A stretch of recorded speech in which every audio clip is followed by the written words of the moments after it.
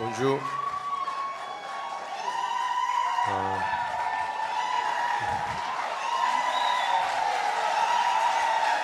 Merci. Ce matin, on va lire 1 Samuel, chapitre 25. 1 Samuel, chapitre 25, le verset 18.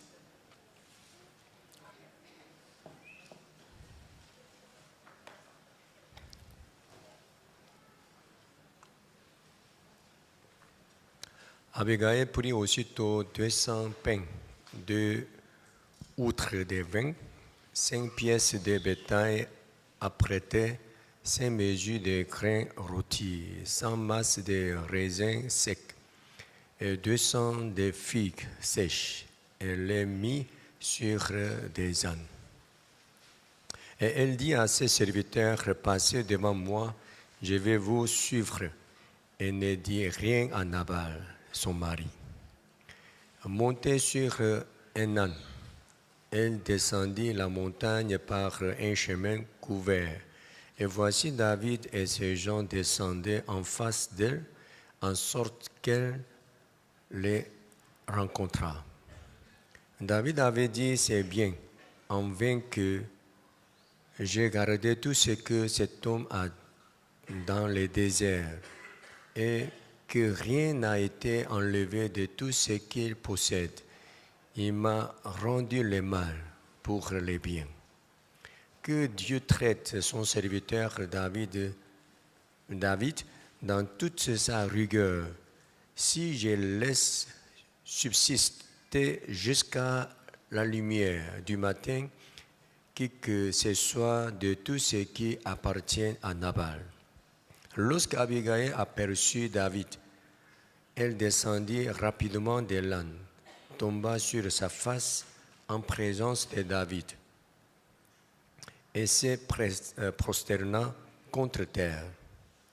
Puis se jetant à ses pieds, elle dit, à moi la faute, mon Seigneur, permets à ta servante de parler à tes oreilles et écoute les paroles de ta servante.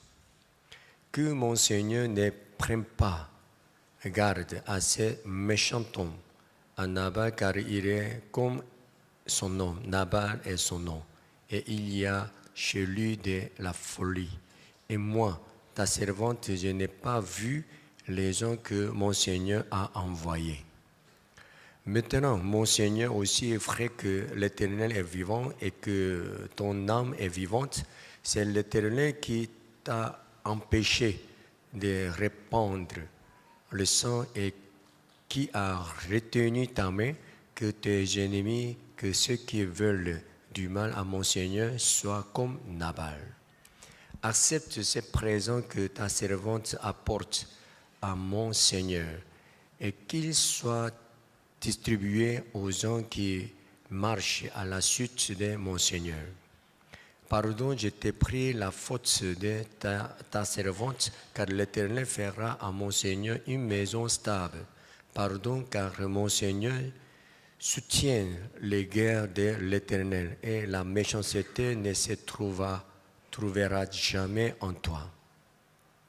S'il s'élève quelqu'un qui te poursuive et qui en veuille à ta vie, l'âme de mon Seigneur sera liée dans le faisceau des vivants auprès de l'Éternel, ton Dieu, et il lancera du creux de la fronde l'âme de tes ennemis. Lorsque l'Éternel aura fait à mon Seigneur tous les biens qu'il t'a annoncés et qu'il t'aura établi chef sur Israël, mon Seigneur n'aura ni remords, ni souffrance de cœur pour avoir répandu le sang inutilement et pour s'être vengé lui-même. Et lorsque l'Éternel aura fait du bien à mon Seigneur, souviens-toi de ta servante. David dit à Abigail, béni soit l'Éternel, le Dieu d'Israël, qui t'a envoyé aujourd'hui à ma rencontre. Amen.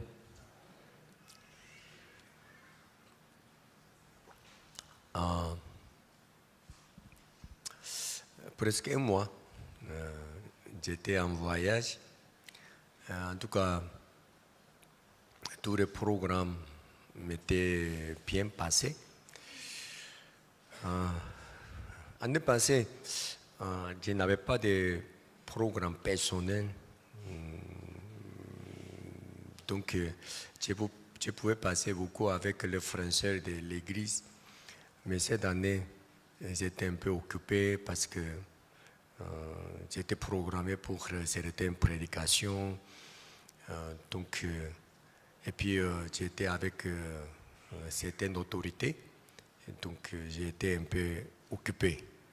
Mais heureusement, pasteur Moon et puis pasteur Shin, et puis deux harmonies étaient avec notre frère et soeur. Donc, j'ai entendu que c'était bien passé. Et puis, avec les missionnaires qui sont en Corée, cette année aussi également, ils ont cotisé l'argent pour que notre frère et soeur qu'ils ont visité en Corée puissent faire beaucoup de choses pour expérimenter les pays développés. C'était bon? Hein? Comment c'est qui était en Corée? Levez la main. C'était bon ou bien? Hein?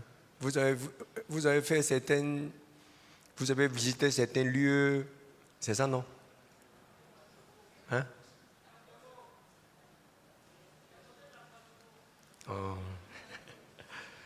En tout cas, chaque année, à travers le camp mondial que nous organisons en Corée, notre frère et sœur en train de découvrir beaucoup de choses en Corée. En tout cas, cette année, Dieu nous a beaucoup bénis pour qu'on puisse expérimenter, pour qu'on puisse bénéficier de beaucoup de choses là-bas. Aujourd'hui, je vais parler un peu sur 1 Samuel chapitre 25. Vous connaissez l'histoire d'Abigail, n'est-ce pas? Et actuellement, David était vraiment content de voir tout ce que Abigail a fait pour lui, n'est-ce pas? Abigail, elle a fait quoi pour lui? Qu'est-ce que Abigail a fait pour David? Et David était vraiment content d'elle. Après la mort de Nabal, sans hésiter, David a décidé de l'amener à côté de lui pour qu'elle soit sa femme. Elle a vu, c'est-à-dire il a vu quelque chose. Ce n'est pas qu'il a vu sa beauté, elle était vraiment jolie, donc il voulait la prendre. Ce n'est pas ça. Il a vu quoi? À cause de quelle raison il a désiré de prendre cette femme comme sa femme?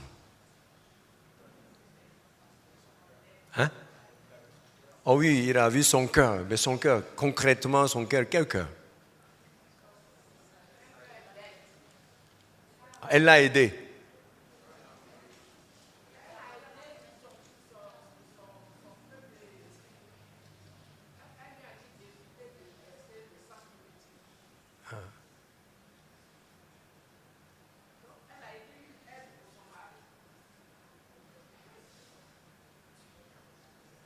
Elle a aidé Nabal.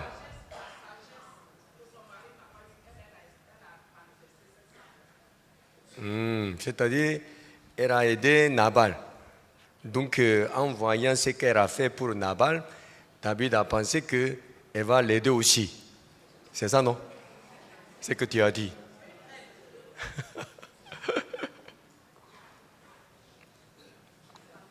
Il n'y a pas autre.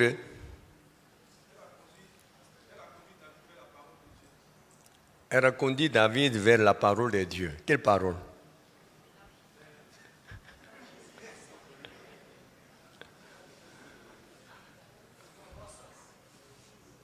Hein?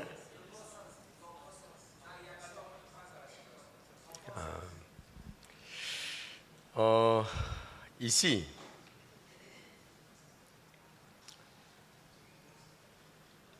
le verset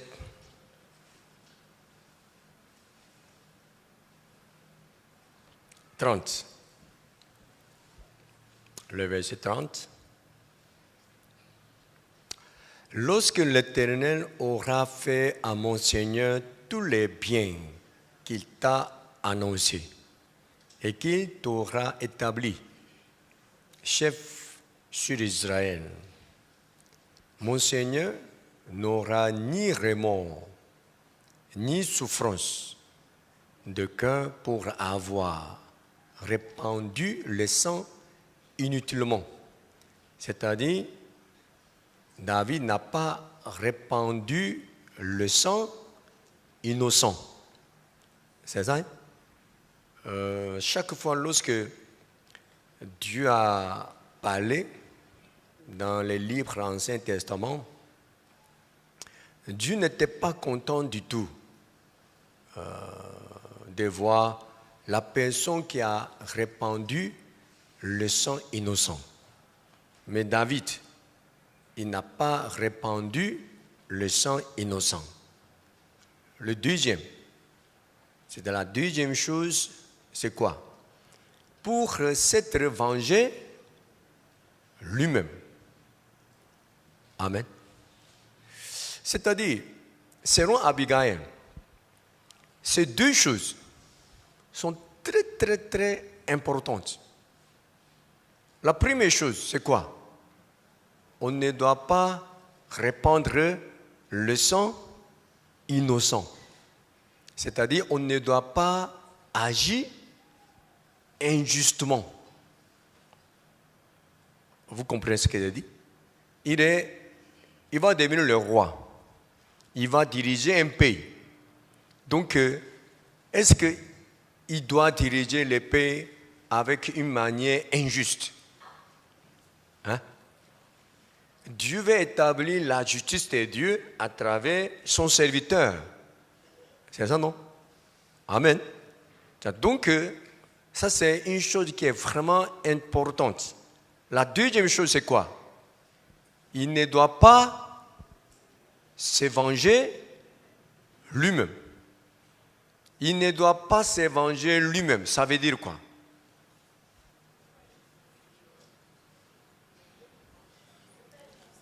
Hein? Je ne sais pas, est-ce que vous avez oublié déjà qui ne peut jamais respecter la loi? Je savais. Je savais que vous avez oublié. Déjà. Dernière fois, je vous ai dit que Dieu nous a donné la promesse. C'est-à-dire, Dieu a donné sa promesse à qui? À Abraham. Ça aussi, effacé. Hein? Dieu a fait sa promesse avec Abraham. 430 ans plus tard, Dieu a établi la loi, les 10 commandements. C'était bizarre. La promesse de Dieu est sortie de Dieu. La loi, les 10 commandements aussi sortis de Dieu. Deux choses sont sorties de Dieu. Est-ce que deux choses sont la même chose ou bien sont différentes? Hein? C'est totalement effacé. Je n'ai pas prêché Galates chapitre 3.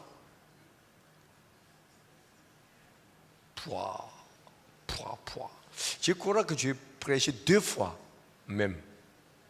Selon ma mémoire. On va lire Galates. En tout cas, toujours j'enseigne la nouvelle chose. Grâce à vous. Même si je répète la même parole, vous pensez que je prêche toujours la nouvelle parole. C'est ça, non? Ça, c'est un gain pour moi.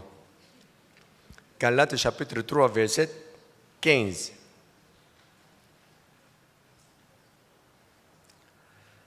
Frères, je parle à la manière des hommes, une disposition en bonne forme, bien que faite par un homme, n'est annulée par personne, et personne n'y ajoute.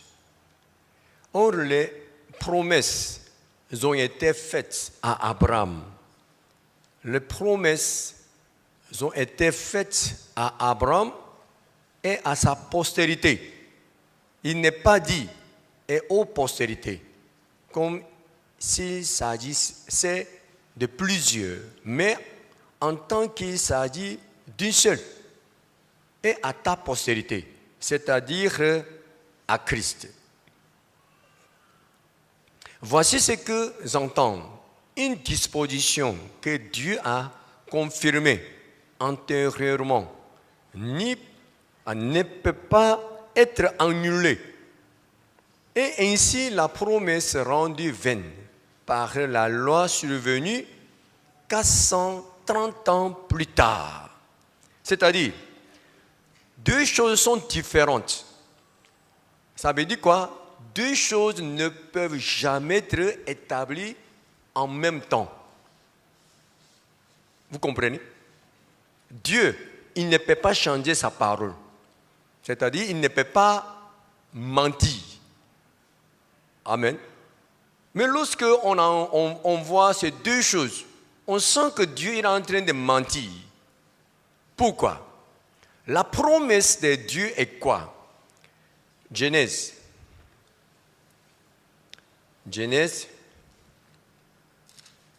chapitre 12, le verset 1. Je suis en train de lire la promesse que Dieu a faite avec Abraham. Il a dit quoi à Abraham? L'Éternel dit à Abraham, va-t'en de ton pays, de ta patrie, de ta patrie et de la maison de ton père, dans le pays que je te montrerai. Je ferai de toi une grande nation et je te bénirai. Je rendrai ton nom grand et tu seras une source de bénédiction. Je bénirai ceux qui te béniront et je maudirai ceux qui te maudiront.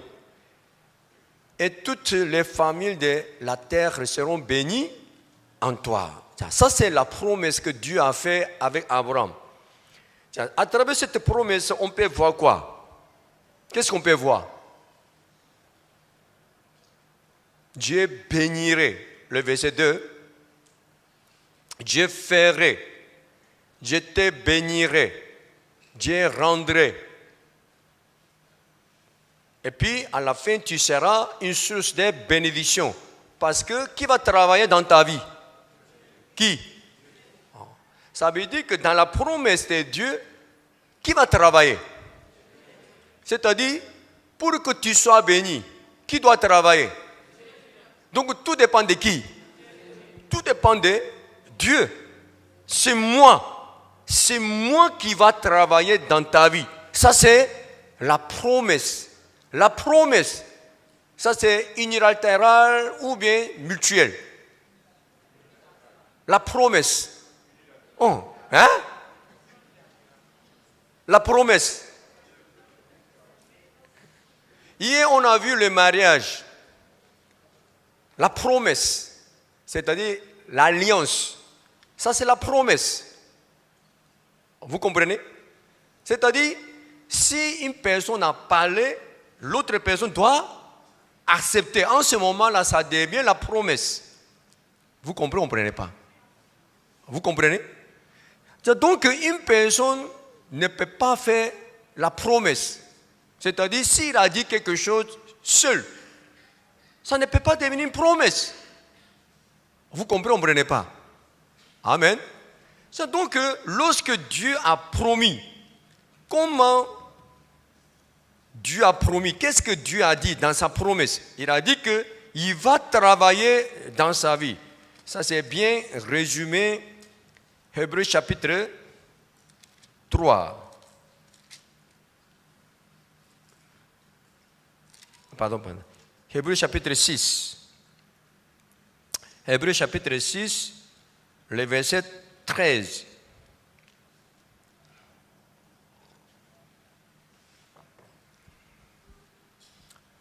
Lorsque Dieu fit la promesse à Abraham, c'est-à-dire le même contenu écrit combien de fois? 2 fois. Lorsque Dieu fit la promesse à Abraham, ne pouvant jurer par un plus grand que lui, il jura par lui-même et dit, certainement je te bénirai, je multiplierai ta postérité. Je te bénirai. Je multiplierai ta postérité. C'est-à-dire, dans cette promesse, qui va travailler? C'est moi. Je te bénirai et je multiplierai ta postérité. C'est moi qui va travailler dans ta vie. C'est-à-dire, tout dépend de moi. Si je travaille pour toi, tu seras béni. Si je ne travaille pas pour toi, tu ne seras pas béni. C'est-à-dire, cette promesse sera accompli par moi. Tout dépend de moi. C'est-à-dire, tu vas devenir une personne bénie ou bien tu vas devenir une personne maudite. Tout dépend de moi. Ce n'est pas dépend de toi. Amen. Le verset 15. Et c'est ainsi qu'Abraham, ayant persévéré, obtint l'effet de la promesse. C'est-à-dire qu'il avait besoin de la persévérance pour obtenir l'accomplissement de cette promesse. Dieu a accompli, Dieu n'a pas accompli sa promesse. Il a travaillé, n'est-ce pas, à la fin. C'est ça, hein? Donc vraiment, il était béni. Maintenant, la Bible nous a dit que après la promesse de Dieu, 430 ans se sont passés. Et puis Dieu a établi une autre chose. Ça c'est quoi? La loi. La loi est quoi? Si tu respectes tous ces commandements, tu seras béni. Si tu ne respectes pas tous ces commandements, tu ne seras pas béni. Plutôt, tu seras maudit. Tout dépend de qui? Tout dépend de toi. Tout dépend de toi. Vous comprenez? Sois béni, sois maudit. Tout dépend de toi. Vous comprenez? Amen. C'est-à-dire, si tu respectes tous les commandements, tu seras béni. Si tu ne respectes pas tous les commandements, tu seras maudit. Donc, tout dépend de toi. Moi, je ne suis pas dedans. C'est une promesse entre toi et moi. C'est ça, hein? Amen. Amen. Dans cette promesse, c'est-à-dire dans cette loi, Dieu il fait quoi? Il observe simplement. Il observe, il ne réagit pas, il ne travaille pas. Qui travaille? L'homme. Amen. Donc, deux choses sont même chose ou différentes? Hein? Différentes. C'est bizarre, ce n'est pas bizarre. Ce n'est pas que tu changes ta parole. Tout à l'heure, tu as dit que tu vas travailler dans ma vie. Mais maintenant, tu dis que je dois travailler.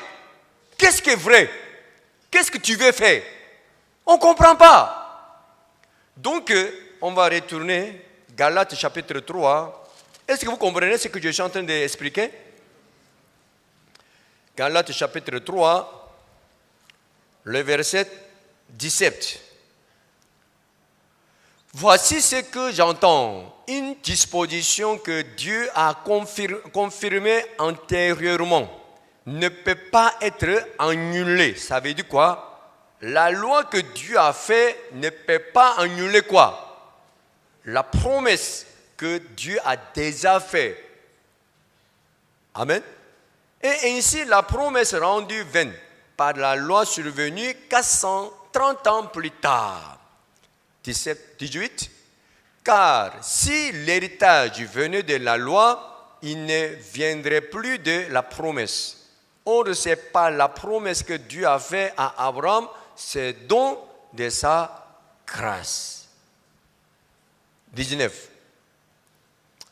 Pourquoi? Donc la loi. Donc la loi est quoi? Pourquoi Dieu nous a donné la loi? À cause de quelle raison il nous a donné la loi? Elle a été donnée ensuite à cause des transgressions. À cause des transgressions. Quelle transgression? Dieu n'est pas prêché ici. Dieu n'est pas prêché. Hein? C'est bizarre, hein? J'ai entendu que beaucoup de personnes écoutent la prédication que je donne chaque dimanche ici. Donc beaucoup de frères et sœurs de l'église qui sont à l'étranger, qui sont dans les autres pays, aussi entendent. Bizarrement, ils entendent, mais vous n'entendez pas. C'est bizarre. Ils ont dit qu'ils ont entendu. Ils ont écouté cette prédication. Mais vous dites que vous n'avez jamais entendu. C'est bizarre. C'est pourquoi donc la loi, elle a été donnée ensuite à cause des transgressions.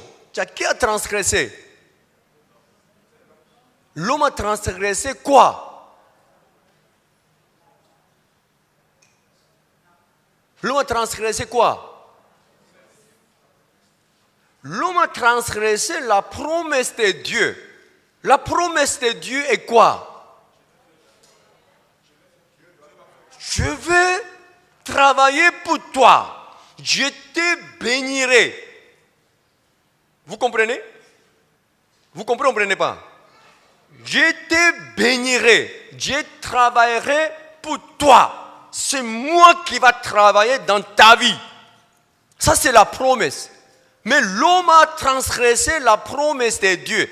Ça veut dire quoi? Pour que l'homme puisse respecter la promesse que Dieu a faite à Abraham, l'homme devait rester calme. L'homme devait rester sans bouger. Pourquoi? Qui va travailler? Dieu va travailler. Mais l'homme a transgressé cette promesse. Ça veut dire quoi? L'homme a travaillé pour lui-même. Amen. Vous comprenez pas? C'est-à-dire, Dieu a promis, je bénirai, je te bénirai, je travaillerai dans ta vie. L'homme a dit, l'homme a répondu, d'accord, Seigneur, Amen. Je crois que tu vas travailler dans ma vie. Je crois que tu vas me bénir. Je crois. Donc Dieu était prêt de travailler pour nous bénir. Lorsque Dieu voulait travailler, voilà là, l'homme a déjà travaillé. Pour qui? Pour qui? Pour lui-même. Donc Dieu ne peut pas travailler pour qui? Pour l'homme. Donc Dieu était fâché parce que tu ne peux pas travailler pour toi à cause de qui? À cause de toi qui travailles pour toi-même. Tu as transgressé ma promesse. Tu étais d'accord avec moi? Je t'ai dit que je te bénirai. Je travaillerai pour toi. Tu étais d'accord? Tu dis Amen. Je pensais que tu vas respecter ça. Mais voilà, tu as gâté cette promesse. Tu as transgressé cette promesse. Tu as travaillé pour toi-même. Donc tu ne peux rien faire pour toi. Amen. Amen. Donc Dieu a abandonné sa promesse? Non. Il a fait quoi? Il a fait quoi? Elle a été donnée ensuite à cause des transgressions. Ça veut dire quoi? À cause de cette transgression, Dieu a ajouté une autre chose. C'est quoi? La loi. Pourquoi? Pour détruire ses cœurs. Quelqu'un qui veut travailler pour lui-même. Ah, tu penses que tu es capable de travailler pour toi. Tu penses que tu peux faire quelque chose pour toi. Donc, je te donne une autre chose pour que tu puisses travailler pour toi-même. Donc Dieu a donné quoi? La loi. Si tu respectes tous ces commandements, tu seras béni. Si tu ne respectes pas tous ces commandements, tu seras maudit. Donc tout dépend de toi. Tu dis que tu peux travailler, non, pour toi? Allez-y. Allez-y. Donc depuis ce moment-là, l'homme devait respecter le commandement de Dieu pour qu'il soit béni. Amen. Donc depuis ce moment-là, l'homme est entré dans l'autre système. Quel système? L'homme doit travailler pour lui-même, pour qu'il soit béni. Amen. Ça a marché, ça n'a pas marché. Vous savez pourquoi? On peut respecter la loi, on ne peut pas respecter la loi. On peut respecter la loi, on ne peut pas respecter la loi. On peut respecter la loi. On peut respecter la loi parfaitement. Mais on ne peut jamais respecter la loi. Vous devez bien comprendre. Hein? Vous devez bien comprendre. On peut respecter la loi parfaitement. Qui pourra respecter la loi parfaitement? C'est lui qui n'a pas le cœur qui veut travailler pour soi-même. On va vérifier. Exode chapitre 20. Si nous lisons Exode chapitre 20 et puis Deutéronome chapitre 5, on peut voir les 10 commandements qui sont écrits exactement. Mais je vais prendre la version Exode chapitre 20. Le verset 3. Le premier commandement, tu n'auras pas d'autre Dieu devant ma face. Écoute bien. Ça veut dire qu'on doit adorer Dieu seulement. On doit servir Dieu seulement. N'est-ce pas? Ce n'est pas possible.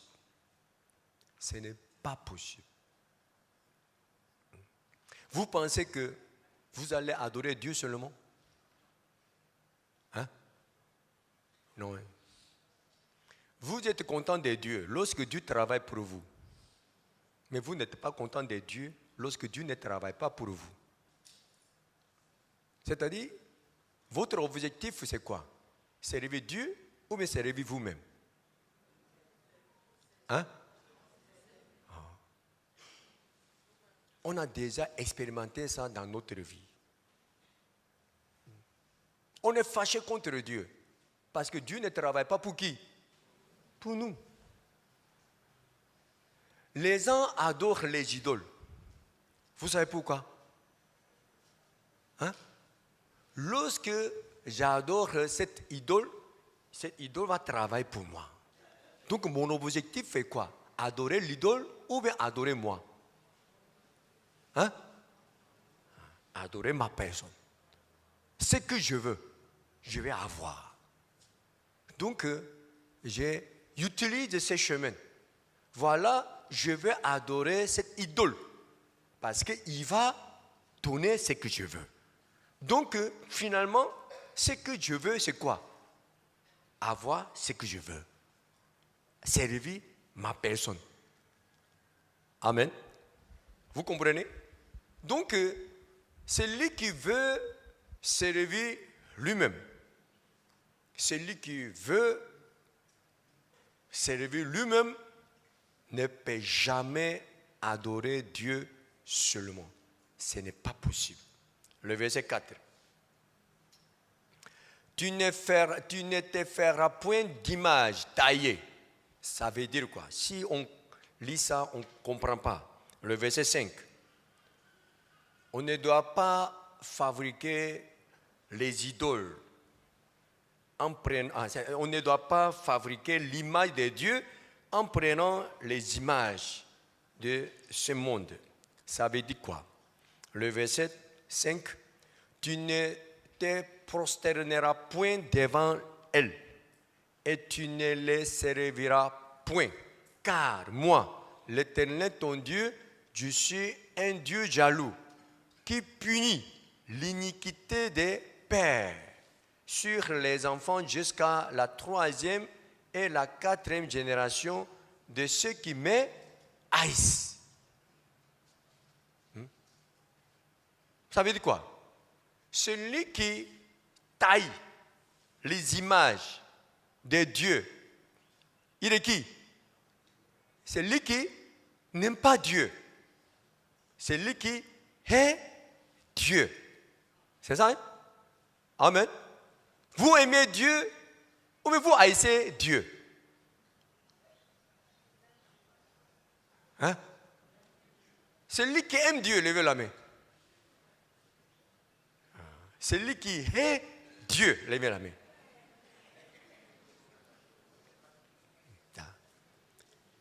C'est que si vous n'aimez pas Dieu. Écoutez bien. Saül, il aime David ou il n'aime pas David? Hein? Au début, est-ce qu'il a aimé David? Il n'a pas aimé David. Il a aimé David, n'est-ce pas? Mais pourquoi soudainement son cœur a changé? Depuis quand? Depuis quand? Depuis que la femme a chanté, depuis que les femmes ont chanté. Donc toujours, les femmes provoquent les problèmes. Taisez-vous. Il ne faut pas chanter. Les femmes ont chanté comment? Hein? Saül a tué, oui. David a tué. Lorsque Saül a entendu cette parole, il a pensé à quoi? Ah, bientôt, David, il va devenir le roi.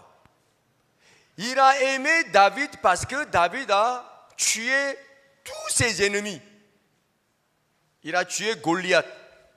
Il a tué beaucoup des ennemis d'Israël. Donc, grâce à lui, le pays était stable, paisible. Donc, Saül a profité de cette situation. Amen.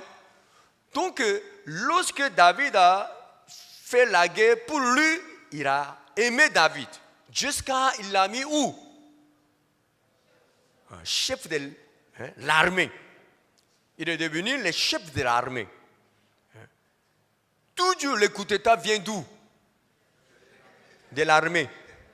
Il pouvait confier l'armée d'Israël dans la main de David.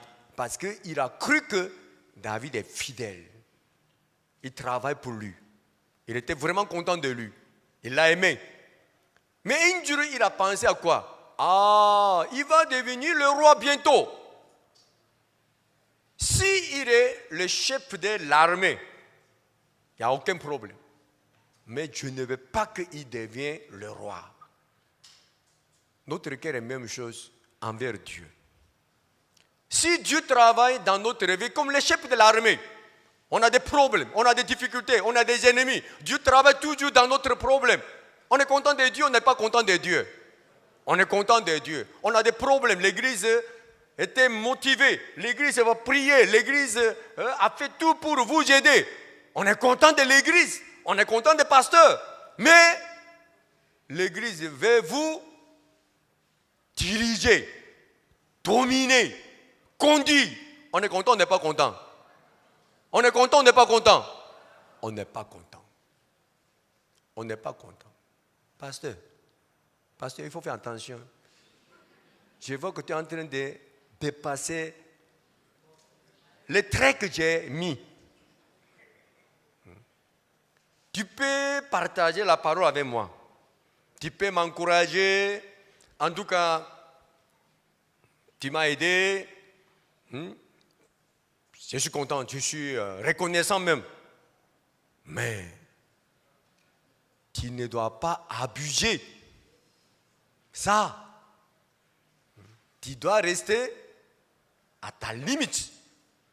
Si tu ne peux pas discerner où tu dois, c'est-à-dire tu peux agir jusqu'à quel niveau, Si tu te trompes, c'est pas bon entre toi et moi. Il faut respecter. Chacun doit respecter l'autre. Donc tu ne dois pas faire ce que je n'ai pas permis. Dans ce cas, on peut avoir la bonne relation, on peut garder la bonne relation entre toi et moi. C'est ça, non? Mais tu es en train de me dire, tu dois faire ça, comme si tu es en train de me diriger. Qui t'a permis ça? Il faut faire attention. C'est pas bon. Amen. Ça veut dire quoi? Lorsque Dieu travaille pour nous, on est content. Mais lorsque Dieu veut nous diriger, on n'accepte pas. On n'accepte pas. Parce que c'est que je suis dans notre vie qui veut travailler. C'est que je suis dans notre vie, nous voulons faire quoi? Ce que nous voulons. Amen. Abandonne ton désir. Abandonne ta pensée. Abandonne ta raison. Est-ce qu'on peut accepter ça? On ne peut pas accepter ça. On ne peut pas.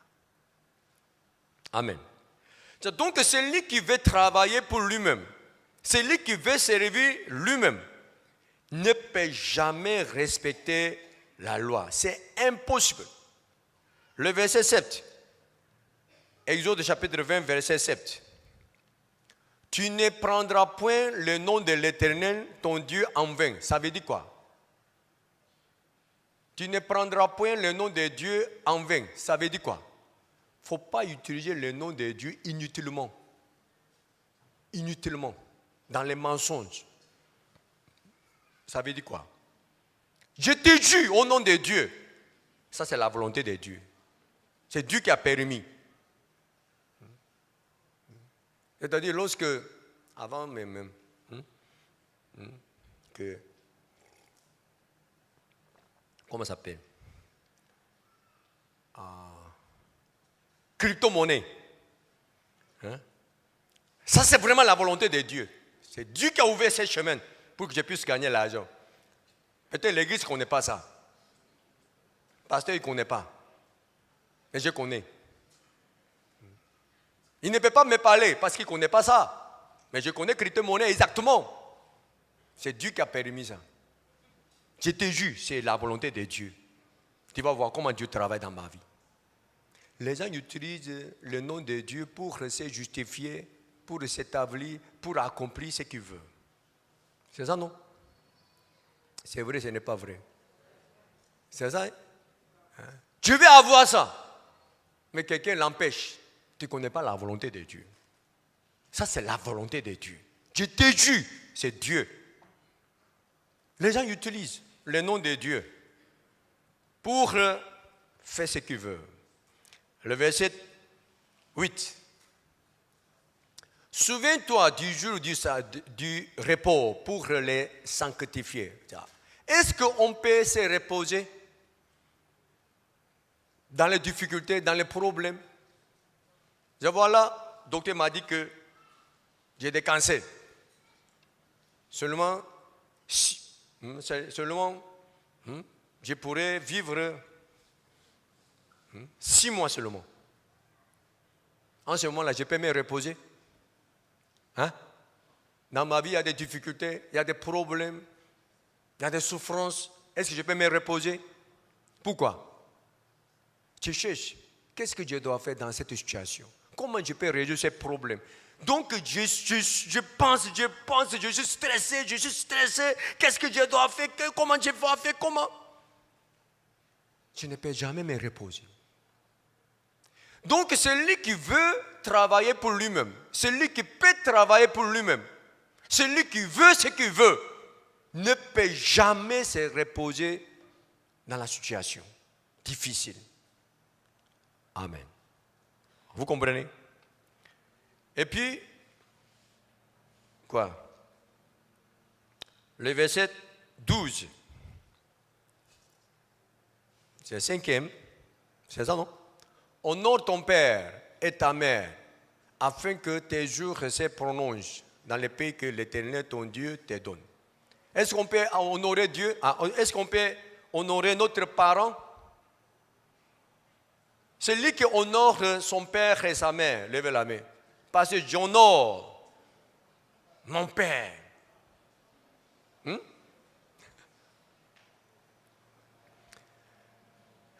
Ça aussi, ce n'est pas possible. Ce n'est pas possible. Si les parents nous traitent injustement, on accepte ou on n'accepte pas? Hein? On n'accepte pas. On ne peut jamais accepter. C'est-à-dire, lorsqu'on a donné quelque chose, les parents sont contents. Mon enfant, mon enfant, mon enfant. On est content, on peut faire beaucoup de choses pour nos parents. Mais un jour, il veut, il n'accepte pas ma justice. Il n'accepte pas ma raison. Selon moi, il m'a traité injustement. Il ne croit pas ma raison. En ce moment-là, nos parents même, ils vont devenir nos ennemis. C'est ça, non? Amen. Ça veut dire quoi? C'est lui qui veut servir lui-même. C'est lui qui veut travailler pour lui-même. Ne peut jamais respecter la loi. 13. Tu ne tueras point.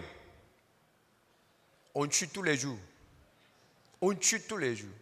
Comme je vous ai dit tout à l'heure. Si quelqu'un touche notre justice, notre raison, il devient notre ennemi. Depuis ce moment-là, il est entré dans notre liste à tuer. C'est ça, non? Telle personne, ils sont déjà dans ma liste. Le verset 14. Tu ne commettras point d'adultère.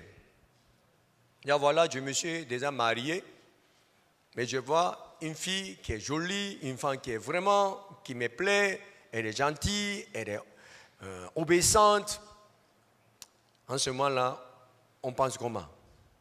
Vraiment, je me suis marié avant mon salut. À cause de ça, ce mariage même n'est pas trop biblique. Je crois qu'elle n'est pas ma femme. C'est ça, hein? Ou bien, voilà, lorsque je me suis marié, le pasteur qui m'a proposé cette femme, il a quitté l'église, non, actuellement? Je savais que ça commençait depuis l'eau. Il n'était pas trop, trop spirituel. La décision qu'il a prise, lorsque je me suis marié avec elle, n'était pas trop clair. Donc voilà, maintenant, c'est gâté. C'est ça, hein? En tout cas, les gens parlent n'importe quoi. Comme si l'homme qui a dominé ce monde, l'homme qui a dominé notre vie, l'homme qui a dirigé notre vie, est-ce qu'il croit en Dieu même? Il ne croit pas en Dieu.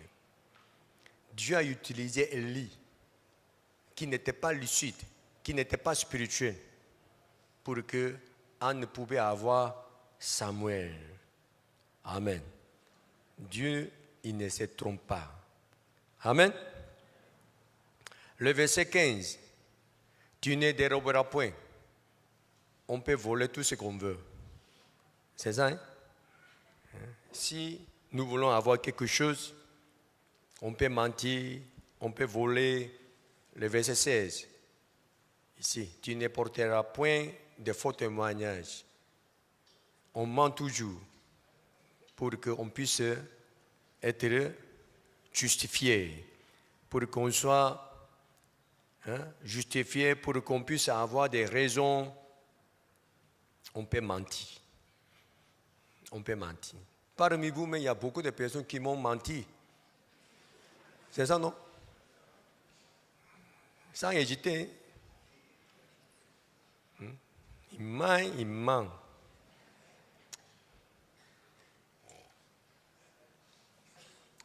Mais c'est possible. Vous pouvez me tromper, sans problème. Mais vous devez savoir que Dieu est vivant.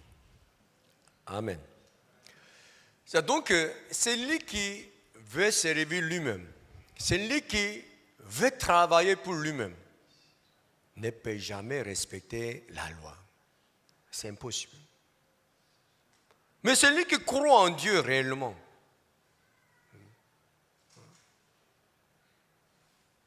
c'est-à-dire celui qui veut servir Dieu seulement, respecter la loi, c'est très facile. Respecter 10 commandements, c'est très facile. Amen. Amen. Lorsque nous adorons les idoles, on doit faire l'autel. Vous connaissez ça?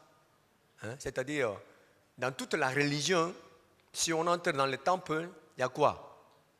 Il y a l'autel. C'est ça? Qu'est-ce qui peut devenir la victime pour cet autel?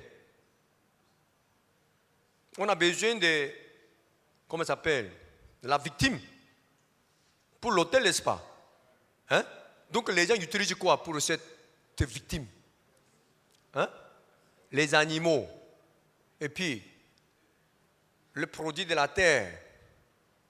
C'est ça? Et puis,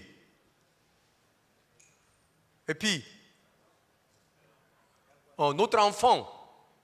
Est-ce que vous pouvez offrir votre enfant? Celui qui peut faire ça, levez la main.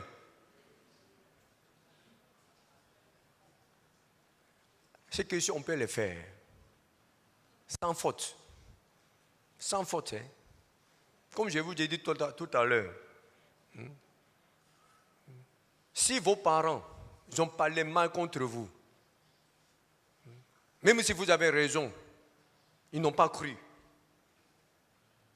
Ils ont dit que vous avez tort. Voilà, je crois que ce que ton grand frère a dit est vrai. Tu es en train de mentir. En ce moment-là, vous allez dire quoi? Papa, toi et moi, c'est fini aujourd'hui. Toi et moi, c'est fini. Et puis, vous ne pourrez jamais aller visiter vos parents. C'est vrai, c'est faux. C'est vrai, c'est faux. Il ne faut pas parler de mon papa. Lui et moi, c'est fini. Ce monsieur, ce n'est plus mon papa, c'est monsieur, c'est monsieur. Il ne faut plus parler de lui. Est-ce que vous n'avez jamais entendu ça? Est-ce que vous n'avez jamais parlé de ça? Et puis vos enfants, même chose. Vous allez dire quoi? Lui et moi, c'est fini. Lui et moi, c'est fini. On a entendu ça plusieurs fois. C'est ça? Ça veut dire quoi? Même s'il est mon papa, même s'il est mes enfants, s'il me touche, je ne peux pas accepter ça. Je ne peux pas accepter ça. Amen. J'ai raison. J'ai raison. Mais il ne croit pas à ma parole. Il croit à la parole de quelqu'un d'autre. Ça veut dire quoi? Il n'est pas mon enfant. Il n'est pas mon enfant. C'est fini. C'est ça? Amen. Donc, sur l'autel, on peut déposer tout, sauf une seule chose. C'est quoi? Moi-même. On ne peut jamais devenir la victime. Amen. On peut déposer n'importe qui. Papa, maman, l'enfant, on peut le déposer. Pour accomplir mon désir. Pour avoir la raison. Pour avoir raison. C'est ça, non? Pour accomplir ce qu'on veut. Mais, vous connaissez, lorsqu'on entre dans le tabernacle, on trouve la première chose, c'est quoi?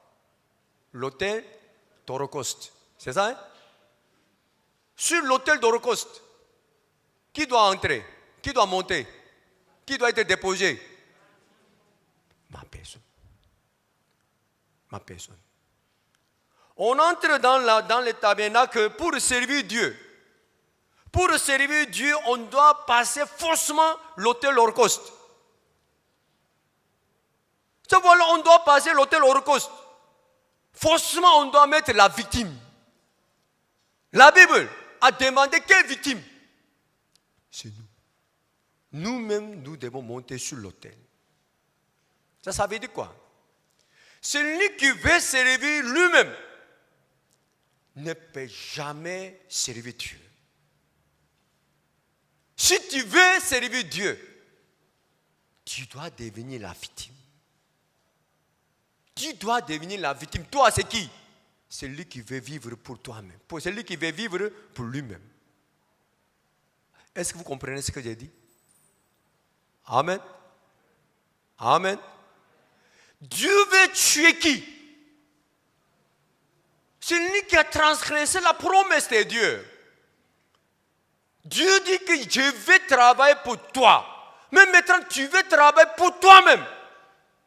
Mais maintenant, tu veux tuer cette personne. Tu veux travailler pour toi. Tu veux te servir. Tu veux faire comme tu veux. Je ne peux pas te diriger. Tout ce que tu veux le faire. Amen. Tu as transgressé la promesse. Je ne peux pas travailler pour toi. Amen. Amen. Donc Dieu veut tuer cette personne.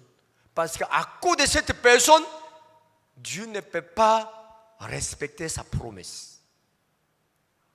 Voilà. Dieu a fait la promesse avec Abraham. Et puis avec qui? Avec qui? Jésus. Jésus, il n'a jamais fait quoi que ce soit pour lui-même. Amen. Donc Dieu a fait toutes choses dans sa vie. Il est entré dans la promesse de Dieu. Dieu a travaillé toutes choses dans sa vie. Amen. Amen. Ça, tout à l'heure, on a parlé de l'histoire de David. David, il voulait tuer Nabal pour se venger. Voilà Nabal, il a agi contre lui. Donc, il voulait tuer Nabal qui a agi contre lui. Mais Abigail l'a empêché. David, le roi David, jusqu'à présent, est-ce que tu as vécu comme ça? Tu n'as jamais répandu le sang innocent dans ta vie? Tu n'as jamais fait ces gens de vengeance? Lorsque Saül a agi contre toi, lorsque Absalom a agi contre toi, qui a réagi? C'est toi ou c'est Dieu? Mais pourquoi aujourd'hui tu veux travailler toi-même? Pourquoi tu ne crois pas? Voici Abigail a empêché David, qui est en train de faire pour lui-même. Amen. Vous comprenez? Lorsque David a vu ce qu'Abigail a fait, vraiment, il était vraiment reconnaissant envers Abigail. Abigail, merci. Grâce à toi, je pouvais respecter la promesse de Dieu. J'étais en train de transgresser la promesse de Dieu. Je voulais me venger. Je voulais réagir moi-même. Je pensais que moi-même, je peux résoudre ces problèmes. Mais tu m'as empêché. Tu m'as empêché. Ma personne qui est en train de faire cette folie. Merci, merci. Grâce à toi, je ne pouvais pas travailler pour moi-même. Amen. Amen. Ça maintenant, vous devez avoir ce cœur. Si vous transgressez la promesse de Dieu, Dieu ne peut jamais travailler pour vous-même. Dieu ne peut jamais travailler pour celui qui travaille pour lui-même. Il fait comme il veut. Il veut faire comme il veut. Il veut servir sa vie lui-même. Il dit, si je ne travaille pas pour ma vie, qui va travailler pour moi? C'est moi qui dois travailler pour moi. C'est moi qui dois chercher ma femme. C'est moi qui dois chercher. C'est moi qui dois diriger ma vie. Qui va travailler pour moi? C'est moi. Nous avons ces gens de mentalité. À cause de quelle raison? À cause de quelle raison? À cause de votre expérience. Vous allez dire, pasteur, avant de me reprocher, Il faut m'écouter d'abord. Tu sais, pourquoi j'ai eu cette pensée?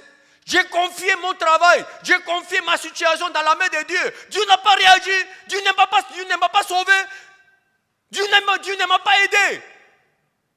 J'ai prié, j'ai confié. Lorsque ma mère était malade, lorsque mon père était malade, lorsque mon enfant était malade, j'ai confié, mais il n'a pas travaillé. Donc dans mon cœur profond, il y a une pensée. C'est quoi? Si je ne travaille pas pour moi, qui va travailler pour moi? Je dois protéger ma famille moi-même. Parce que j'ai déjà expérimenté. J'ai confié mon affaire dans la main de Dieu, mais il n'a pas travaillé. Donc depuis là, dans mon cœur profond, comme ce que tu as dit, il y a une doute. Si Dieu ne travaille pas pour moi, qui va travailler pour moi? Amen. Amen. Dans ce moment-là, on va lire 2 Samuel chapitre 16.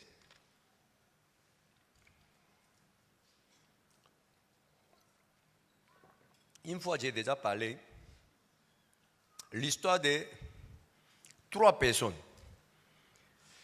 Si nous lisons l'histoire de Shimei, Abishai et puis David, le verset 9, 2 Samuel chapitre 16, verset 9. Alors Abishai, fils de Sheruja, dit au roi, pourquoi ces chiens maudit-il le roi mon seigneur?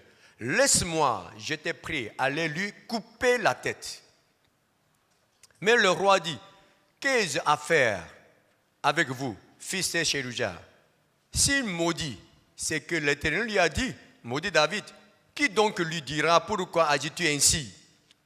Et David dit à Abishai et à tous ses serviteurs, voici mon fils qui est sorti de mes entrailles, en veut à ma vie.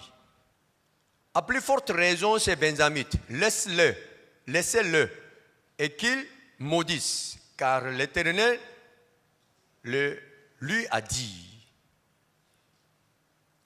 Peut-être l'Éternel regardera-t-il mon affliction et me fera-t-il du bien en retour des malédictions d'aujourd'hui. Amen. Maintenant, on voit 3 personnes. Shimei, il a agi comme ça. À cause de quelle raison? À cause de ce qui s'est passé. Il était le serviteur de Saül. Saül est mort depuis longtemps. Il n'est plus là. Depuis longtemps, David était le roi d'Israël. Il ne pouvait pas accepter. Pourquoi? Il vit dans la vie passée. Il vit dans la vie passée. Bien que Saül est mort, bien que David était le roi d'Israël, bien que Dieu a choisi David, il ne pouvait pas accepter. Il vit dans la vie passée. Dans son cœur, il y avait la rancune, la rancœur. Voilà, David, il a fait comme ceci, il a fait comme ça. Voilà. Toujours, il vit dans la vie passée. Comme je vous ai dit, vous avez des mémoires. Vous avez des expériences. Voilà. La dernière fois, Dieu a dit comme ceci, comme cela. Dieu a fait comme ceci, comme cela. Voilà. L'église a dit comme ça. Voilà, pasteur, il a fait comme ça. Papa. Il parle de quoi? Ce qui s'est passé. Est-ce qu'il est chrétien? Est-ce qu'il est chrétien? Qui est le chrétien? C'est lui qui vit dans la vie passée. Qui est le chrétien? C'est lui qui est influencé par les choses passées. Est-ce qu'il est chrétien? Qui est chrétien? C'est lui qui croit à la parole. C'est lui qui est influencé par la parole. Il est chrétien. Tu parles de ce qui s'est passé. Tu parles de tout ce qui s'est passé. Tu vis dans la vie passée. Et puis tu dis que tu es chrétien, tu crois en Dieu. Avec quelle base? Tu ne crois pas en Dieu. Tu ne crois pas à la parole. Toujours tu racontes ce qui s'est passé. Tu es Shimei. Dieu ne peut jamais travailler dans la vie de Shimei. Abishai, il réagit toujours en regardant ce qui se passe aujourd'hui. Voilà, il agit comme ça. Voilà, il a fait comme ça. Voilà. Il est influencé par ce qui se passe aujourd'hui. Cet homme aussi ne peut jamais expérimenter Dieu. Pourquoi il n'est pas dans la promesse de Dieu? Dieu travaille dans la vie de David. Pourquoi? Tout à l'heure, il a dit quoi? Peut-être l'Éternel les gardera-t-il mon affliction et me fera-t-il du bien en retour des malédictions d'aujourd'hui? Il parle comme ça, avec quelle base? Il parle comme ça parce qu'il croit à la promesse de Dieu. Dieu a dit quoi? Je te bénirai. Je te bénirai. Je crois que Dieu va me bénir. Dieu va changer tout ce mal en bien. Parce qu'il doit me bénir. Parce qu'il doit accomplir sa promesse. Amen. Amen. Je peux rencontrer cette situation. Oui, je peux me maudire. Je peux rencontrer une situation qui est pire que ça. Il n'y a pas de problème. Pourquoi? Finalement, Dieu va accomplir sa promesse. Il va me bénir. Ça, c'est sa promesse. Donc, Dieu travaille dans la vie de qui? Dans la vie de Shimei? Dans la vie d'Abishai? Dans la vie de qui? Dans la vie de David. Pourquoi? C'est lui seul. Il est dans la promesse de Dieu. Amen. Amen. Donc, David était vraiment content d'Abigail. Abigail, je vois ta valeur. Tu m'as empêché de réagir moi-même. Tu m'as empêché de vivre pour moi-même. J'ai failli agir dans ma folie. Si tu ne m'as pas empêché, je pourrais travailler pour moi-même en transgressant la promesse de Dieu. Merci Abigail. Donc lorsqu'il a entendu que Nabal est mort, dès qu'il a entendu la mort de Nabal, il a envoyé ses serviteurs pour amener Abigail dans sa vie. Pourquoi? Il ne veut pas travailler pour lui-même. En étant avec Abigail, il croit que l'Abigail va l'empêcher toujours lorsqu'il veut agir lui-même. Amen. Amen. Est-ce que dans votre vie, il y a Abigail? Hein? Dans la maison. Chérie, pourquoi tu fais comme ça? Il ne faut pas agir, c'est dans ta pensée. Sors. Sors. C'est ma maison. C'est moi qui paye les loyers. Si tu veux parler comme ça, sors! Dans ma vie, c'est moi qui travaille. Ce n'est pas toi. Si tu veux parler comme ça, si tu veux agir comme ça, sors! Parce que chérie, tu n'as pas entendu la prédication des pasteurs. Hein? Je suis Abigail. Tu es Abigail. À cause de ça, je te dis, sors. Allez chez Nabal. Hein?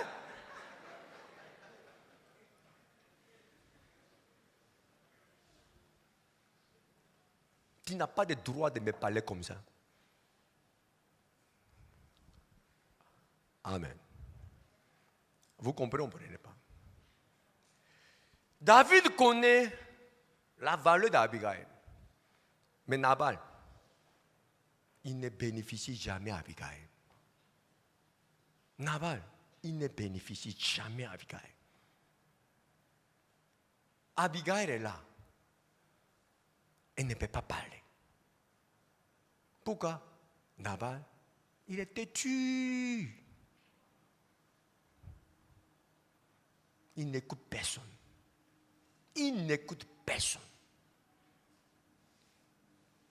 Même si Abigail est dans la maison, Nabal, il ne bénéficie jamais. Je vous ai dit que je n'ai jamais fermé la bouche de ma femme. Parce que je veux travailler longtemps dans l'église. Ma femme, elle a le droit de parler. Vous comprenez? Une fois, je n'ai pas écouté. Ce jour-là, j'ai quitté l'église. Vous comprenez?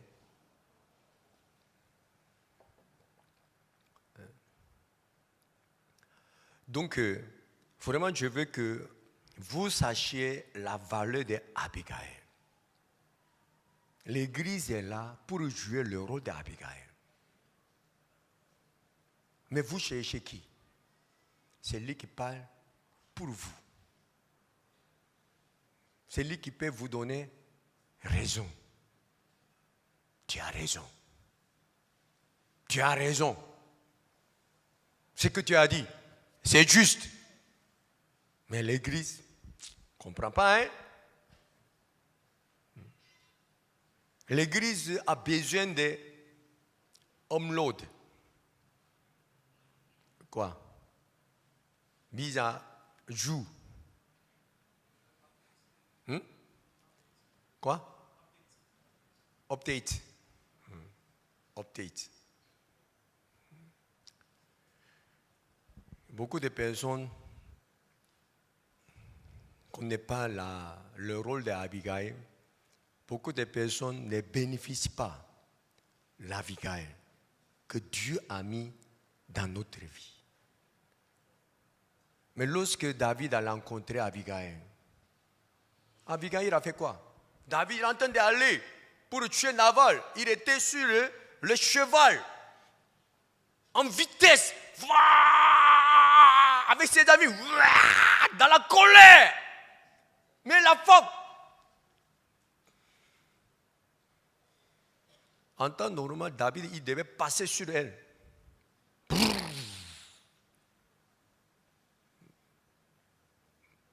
Mais il a freiné. Elle l'a empêché. Elle l'a empêché. C'est ça, non? Qui peut vous empêcher? Qui peut vous empêcher?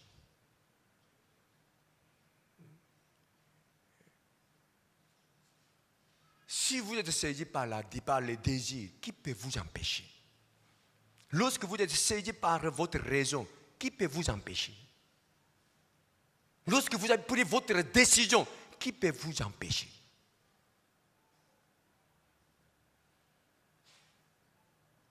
Vous allez rester à la maison pour chercher la Bible, la parole qui va vous donner la raison. Et puis vous prenez, c'est ça. C'est ça. Parce qu'il ne connaît pas ça. Hein? Il ne connaît pas.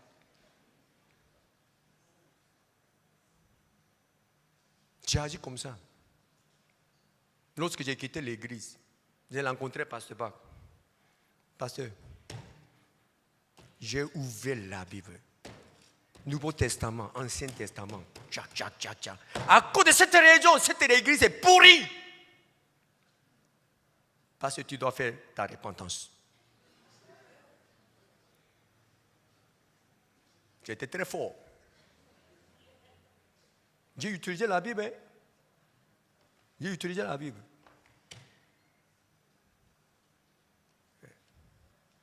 Mais Pasteur m'a dit que il ne faut pas penser que tu connais la Bible. Tu ne connais pas la Bible totalement. Actuellement, ton cœur est haut. Donc tu vois un seul côté. Mais si ton cœur descend, tu vas voir deux côtés. Tu vas comprendre ce que je suis en train de te dire.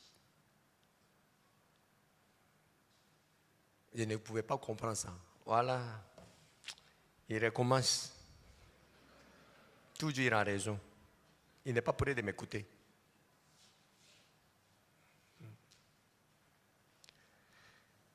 En tout cas, Dieu a envoyé Abigail devant David.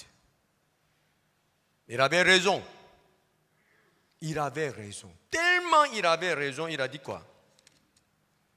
1 Samuel, c'était combien? 1 Samuel chapitre 25. Il dit, chapitre 25, verset 21.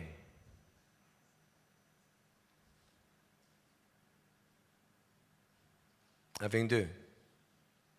À 21. David avait dit, c'est bien en vain que j'ai gardé tout ce que cet homme a dans le désert et que rien n'a été enlevé de tout ce qu'il possède. Il m'a rendu le mal pour le bien. Que Dieu traite son serviteur David dans toute sa rigueur.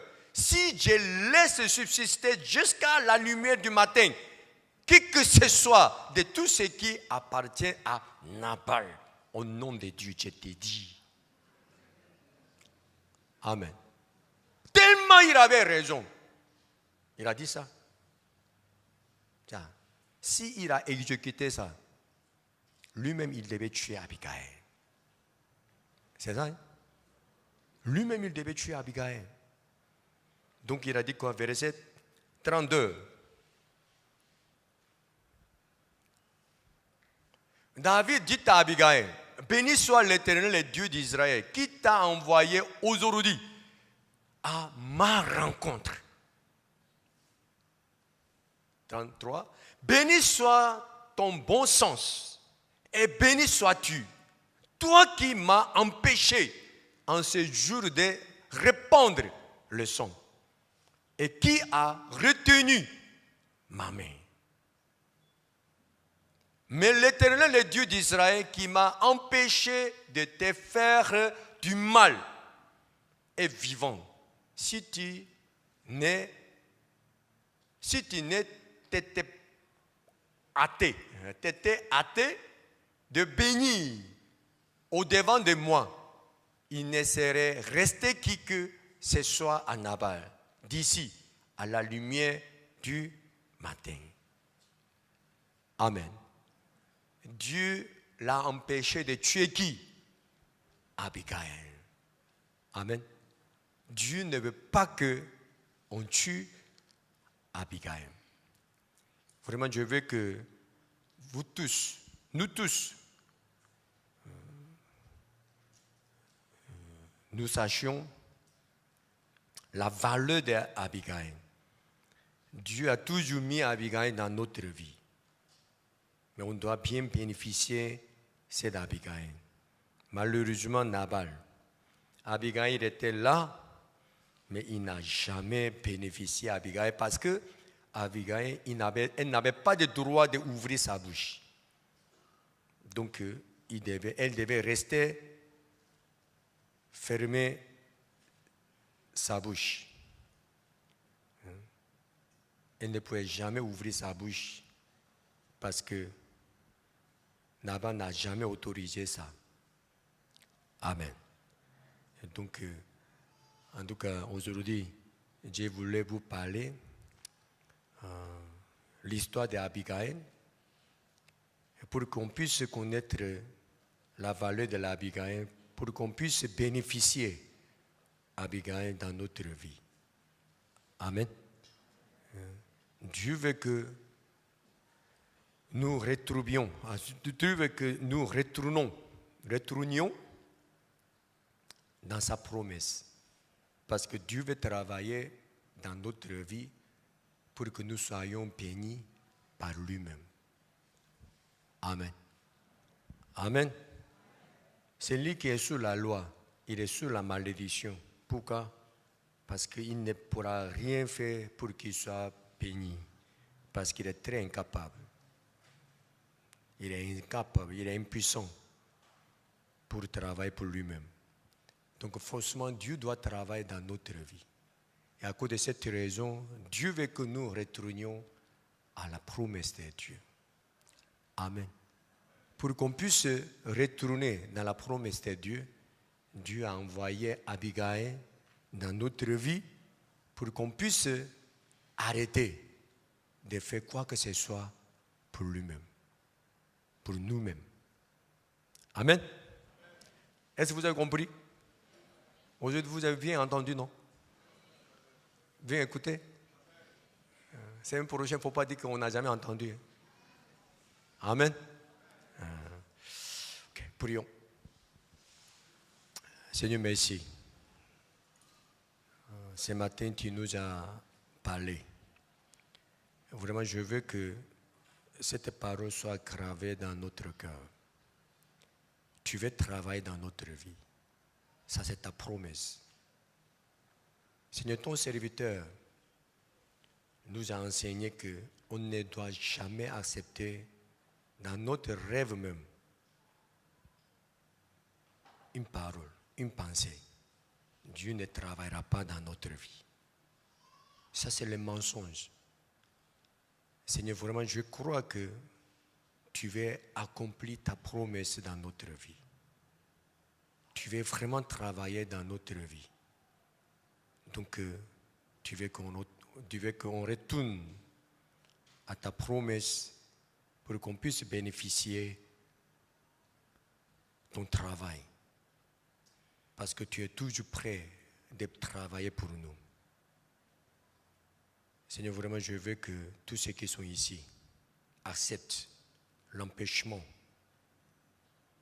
d'Abigail. Si dans notre vie, il n'y a pas Abigail, nous-mêmes, nous devons transgresser la promesse. Et puis, tu ne pourras jamais travailler dans notre vie. Donc, aujourd'hui, vraiment, je veux que tous ceux qui sont ici prennent une décision dans le cœur de chacun pour que toi seul puisses travailler dans notre vie, pour que nous soyons bénis par toi-même. Vraiment, je confie toutes choses entre tes mains. Merci Seigneur, je prie au nom de Jésus-Christ. Amen.